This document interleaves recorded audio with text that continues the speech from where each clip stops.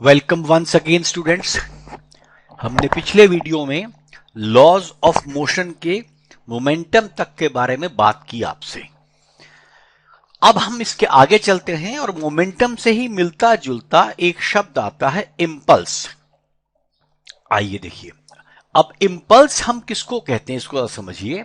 Impulse usually हम किसी व्यक्ति को बोलते हैं इम्पल्सिव, मतलब वो शॉर्ट रिएक्शन वाला होता है। तो इसी तरह इंपल्सिव फोर्स वो होता है जो हाई फोर्स हो, फोर्स काफी लार्ज हो और बहुत छोटे समय के लिए काम करे, such that the position of the body during the time change in position of the time is neglected. अब ये क्या होता है आपको थोड़ा पहले एग्जाम्पल से आप समझिए। You hit a ball by bat, you hit the hammer on a nail. हथौड़ा लेके आप किसी कील को मारिए, बॉल से बैट को मारिए या बैट से बॉल को मारिए। तो इस तरह की जो इंस्टेंटेनियस चीजें हैं वो सब इंपल्सिव फोर्स में आती हैं, क्योंकि जब आप बॉल से बैट को या बैट से बॉल को कांटेक्ट करा रहे हैं या हथौड़े से कील को कांटेक्ट करा रहे हैं, हैमर से नेल को कांटेक्ट करा रहे हैं, तो जितनी देर कांटेक्ट है वो बहुत नेग्लिजिबल टाइम है, और साथ में जितना मूवमेंट कील का ड्यूरिंग दैट इंपैक्ट हुआ है या ड्यूरिंग दैट इंपैक्ट हुआ है वो वाला वैल्यू उस वक्त कील लगभग नेग्लिजिबल हिला, उसके बाद हिलता है। बॉल भी उस वक्त नेग्लिजिबल हिली है, बाकी उसके बाद मोमेंटम से हिलती है। तो इस प्रकार की जितनी फोर्सेज हैं they are basically termed as impulsive force. और डेफिनेशन ये दी गई है कि large force acting for a short time, और उस टाइम में बॉल मतलब जो बॉडी अपनी पोजीशन नहीं करती, the change in position of the body during the time is neglected. आइए फिर एक वर्ड आता है इंपल्स। ये था इंपल्सिव फोर्स, लेकिन इंपल्स क्या होता है? फोर्स और टाइम इंटरवल का प्रोडक्ट। क्योंकि फोर्स कांस्टेंट नहीं रहती है, क्योंकि जब आपने हथौड़े को मारा, कील को मारा, तो कांटेक्ट से बीच में फोर्स बदलती है थोड़ी सी। इसी प्रकार जब आप बॉल है, आप बैट से मार रहे हैं, तो बॉल थोड़ा सा माइक्रो लेवल पे अंदर जाती है बैट के साथ, बिकॉज बैट लकड़ी का है और बॉल रबर की है, उनके बीच में बिल्कुल रिजिड तो है नहीं, थोड़ी देर अंदर जाती है फिर बाहर निकलते हैं। तो वो वाले टाइम पर हम फोर्स अगर निकालना चाहे तो फोर्स वेरी करती है, तो हम एवरेज फोर्स मानते हैं उसको। इसीलिए हम क्या कहते हैं, इस इंपल्स, इसका एक नया नाम दे दिया जिसका फोर्स और टाइम का प्रोडक्ट है। तो मैथमेटिकली क्या होता है आप देख सकते हैं, फोर्स और टाइम का जो प्रोडक्ट है उसको इंपल्स कहते हैं। जे से डिनोट किया जाता है, कहीं कहीं पर आई से भी डिनोट किया जाता है। आप जे कहिए या आई कहिए, दोनों वेक्टर क्वांटिटीज हैं। अब वेक्टर क्यों है? क्योंकि है क्या, बेसिकली फोर्स और टाइम का प्रोडक्ट है। आपको पता है फोर्स वेक्टर क्वांटिटी है और चेंज इन टाइम या time is a scalar quantity. So whenever you multiply scalar by a vector, the answer is vector, और वेक्टर की डायरेक्शन वही होती है, जो f की डायरेक्शन है वही j की डायरेक्शन होगी।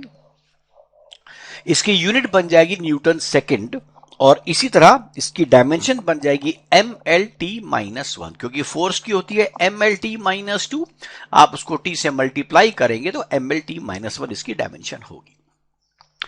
अब जरा इंपल्सिव फोर्स आपने समझा या इंपल्स को समझा, इंपल्स का रिलेशन किस प्रकार से है। बेसिकली लीनियर मोमेंटम के साथ इसका यूज बहुत ज्यादा होता है और वहीं से हमारा सारा काम चलता है। ये आप जानते हैं हमारा पुराना फॉर्मूला है F is equals to delta P upon delta T। अब आपने F डेल्टा T कर दिया और is equal to delta P कर दिया। अब आप ध्यान दें तो डेल्टा P अपने आप में F डेल्टा T के बराबर हो गया, मतलब चेंज इन मोमेंटम और इंपल्स दोनों बराबर हैं मैग्नीट्यूड में भी। लेकिन फर्क सिर्फ इतना, एग्जामिनेशन पॉइंट से फर्क सिर्फ इतना होता है, अगर आपसे इंपल्स पूछेगा तो आप उसकी यूनिट न्यूटन सेकंड बताएंगे, और अगर मोमेंटम पूछेगा तो उसकी यूनिट किलोग्राम मीटर पर सेकंड बताएंगे। डायमेंशन तो आपको मालूम है दोनों की सेम होनी चाहिए, आप निकाल सकते हैं। इंपल्स की आप mlt-1 निकाल चुके हैं, मोमेंटम की भी निकाल सकते हैं। मास times velocity, velocity is lt-1, उसको मास से मल्टीप्लाई आपने कर दिया, वही इसकी डायमेंशंस आएंगी। और इसी को जे से डिनोट किया जाता है। मैंने आपसे बताया कहीं कहीं पर आई से भी डिनोट किया जाता है। और इंटीग्रेशन के टर्म, मतलब अगर वेरिएशन बहुत शॉर्ट हो, dt बहुत शॉर्ट हो, तो dp fdt है, उसका आप इंटीग्रल करेंगे। आपको मालूम है dp के इंटीग्रल में लिमिट p की लेनी है और fdt में लिमिट t की लेनी है। तो p की final limit p2 initial p1 और t की फाइनल t2 और इनिशियल t1 करके हम इसको इंटीग्रेट करके वैल्यू निकाल देते हैं। तो चेंज इन मोमेंटम पूछे या इंपल्स पूछे, लगभग बात एक ही, आप इसको यूज करेंगे। फिर आइए, एक आता है कंजर्वेशन ऑफ मोमेंटम का लॉ। अब ये लॉ क्या है, अब आप ध्यान दीजिएगा। आपको मालूम है force is equals to change in momentum upon time. अगर फोर्स किसी बॉडी पर न लगे, F delta T will become zero, that means delta P will become zero, और डेल्टा पी जीरो होने का मतलब चेंज इन मोमेंटम जीरो होगा। अब यहां पर बहुत जरूरी है एक बात समझना, momentum is mass times velocity. तो वेलोसिटी को आपको वेक्टर क्वांटिटी में लेना है, अब स्केलर में नहीं लेंगे मोमेंटम में। दूसरी बात, इसी को स्टेटमेंट में बोला गया, the total moment of an isolated system of interacting particles is conserved. याद रखिए, जो पार्टिकल्स इंटरेक्ट कर रहे हैं, मान लीजिए m1 m2 इंटरेक्ट कर रहे हैं, तो m1 और m2 का कंबाइंड मोमेंटम पहले और बाद में सेम होगा। m1 m2 का कंबाइंड, अलग अलग की बात यहां नहीं हो रही है। आप उदाहरण से समझिए इसको। ये देखिए एक वॉल है, वॉल के ऊपर हमारे पास ये बॉल आ रही है, इस बॉल ने यहां टकराई और ये बॉल का शुरू में मोमेंटम था, इसका मास m है, वेलोसिटी v है, और जब ये बॉल वापस गई तो अब इसका मोमेंटम क्या हो जाएगा, इस डायरेक्शन में हो जाएगा। वैल्यू मान लीजिए हमने ली mv, हमने लिया है, देखिए m तो कभी बदलेगा ही नहीं, हमने v सेम लिया है।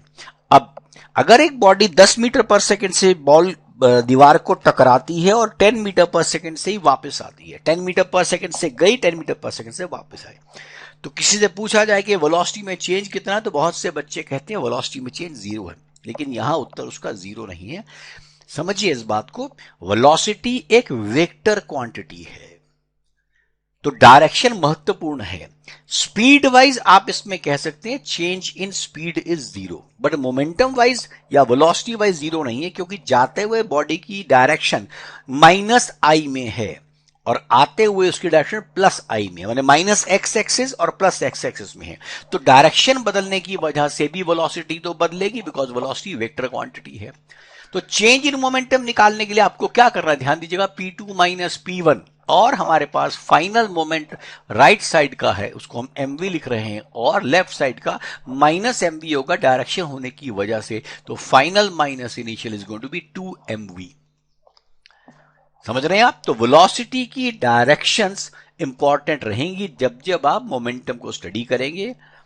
अब आगे चलिए, लेकिन कई बार क्या है, क्वेश्चन वगैरह इस प्रकार के होते हैं कि एंगल पर बॉल टच करती है। मान लीजिए ये सिस्टम ऐसा है, यहां से एक बॉल आ रही है, इधर जा रही है, आप देख सकते हैं इधर से आई और इधर गई, और हमने ये माना दोनों का मैग्नीट्यूड mv सेम रहा, तो ये ले लिया गया कि दोनों में एंगल थीटा था। अब सवाल ये आता है, पिछली बारी तो आपके पास माइनस mv था और प्लस mv था, लेकिन इस केस में इसके पास वर्टिकल कंपोनेंट्स भी हैं, तो आपको बेसिकली चेक करना पड़ेगा कौन कौन से कंपोनेंट में चेंज होने वाला है, क्योंकि वही डायरेक्शन ऑफ फोर्स होगी। ये देखिए, ये इनिशियल मैंने लिया, ये एंगल आपके सामने हमने थीटा ले लिया, मोमेंटम को हमने P1 कह दिया, शुरू वाले को mv की वैल्यू है मैग्नीट्यूड उसका। तो अब हम क्या करेंगे, इसको रिजॉल्व कर लेंगे। ये देखिए, इसका horizontal component minus mv cos theta होगा और vertical component mv sine theta होगा। इसी प्रकार से आपने दोनों वैल्यूज को निकाली, px और py को। अब इसी तरह हम जाने वाले सिस्टम, जब बॉडी बाद में मिल रही है, उसको भी हमें रिजॉल्व करना पड़ेगा। ठीक है, mv है, अब रिजॉल्व इसको किया, आपके पास वैल्यू ये आ गई, तो एक p cos थीटा, अगेन एक p2 cos थीटा, एक p2 sin थीटा। अब आप ध्यान से इसमें देख सकते हैं, वर्टिकल कंपोनेंट पहले भी mv sin थीटा था, अब भी mv sin थीटा है, अगर थीटा नहीं बदल रहा, जो हम इस क्वेश्चन में पहले ले रहे हैं, तो change in momentum in vertical direction is going to be zero. और हॉरिजॉन्टल में क्या है, पहले माइनस p1 cos थीटा है, बाद में P1 cos थीटा प्लस में है, तो चेंज करेंगे तो आपको एक में से दूसरा माइनस करना पड़ेगा, और आपकी वैल्यू आप देखें इस प्रकार से आएगी। 2p cos theta in horizontal direction only, क्योंकि वर्टिकल में तो चेंज यहाँ है ही नहीं। अब इसी चीज को आप थोड़ा सा इस एक्सपेरिमेंट में देखिए। ये देखिए हमारे पास बैट है और ये बॉल है। अब बॉल देखिए यहां टकरा रही है इस बैट को, जाते हुए इसकी मोमेंटम की डायरेक्शन फिर से देखिए अलग है इधर, और टक्कर के बाद जब बैट ने इसके ऊपर फोर्स लगा दी तो इसकी डायरेक्शन ये रही।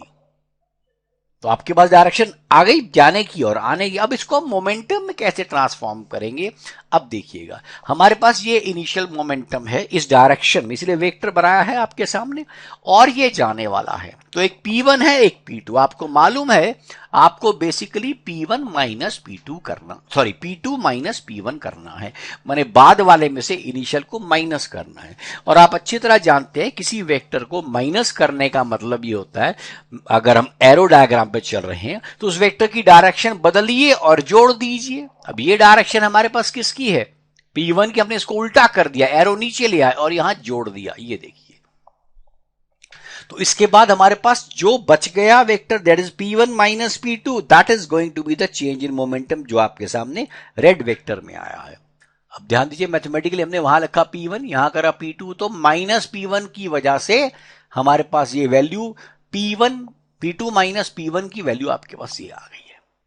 तो this is the concept of momentum change in direction. अब सवाल यह है momentum of the ball change कैसे हुआ।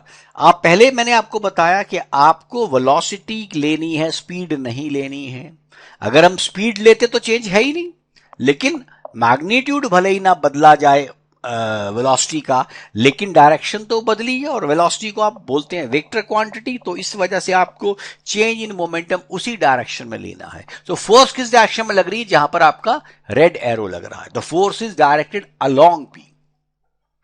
समझ रहे हैं आप, इस चीज को लेकर के आपने मोमेंटम को या यूज करना है। अब देखिए अगर हमारे पास फोर्स कांस्टेंट है, जो हम फोर्स तो कांस्टेंट है, मास कांस्टेंट है। इनफैक्ट न्यूटोनियन मैकेनिक्स में अगर किसी बॉडी में से कुछ सामान गिर रहा है, जैसे पानी गिर रहा है या ऐसी कोई चीज होती है, तब तो आप ये मान सकते हैं मास बदल रहा है, परंतु अदरवाइज उस सिस्टम में मास नहीं बदलता, एक्सेप्टिंग रॉकेट का एक केस हम लिया करते हैं जिसमें एग्जॉस्ट गैस निकलने की वजह से वो मोमेंटम उसमें आता है। एनीवे, अब हमारे पास क्या आ जाएगा, कांस्टेंट अगर मास है तो F is equal to m dv by dt बन जाएगा ये, क्योंकि m तो कांस्टेंट है। आपने डेल्टा p बोला, दैट इज m, और delta v by delta t is also equal to acceleration. So force mass into acceleration के बराबर हो जाती है। ये पुराना फॉर्मूला, लेकिन डायरेक्शन आपने अभी इसकी समझी। आई होप यहां तक का ये आपको समझ आ गया होगा। अगले वीडियो में हम लोग बात करेंगे न्यूटन के तीसरे नियम की, थर्ड लॉ की, और उसके बाद third law is very important aspect, लेकिन वो सेकंड लॉ से बड़ा नहीं है। जैसे कई बार आपके स्कूल लेवल पे क्वेश्चन भी आता है कि न्यूटन का सेकंड नियम जो है, सेकंड लॉ का law is the basic law, मतलब उससे बाकी दो निकाले जा सकते हैं, परंतु थर्ड लॉ दूसरे से निकल सकता है, लेकिन थर्ड की एप्लीकेशन बहुत ज्यादा है। तो हम दोनों चीजों को अगले वीडियो में स्टडी करेंगे। Thank you, all the best.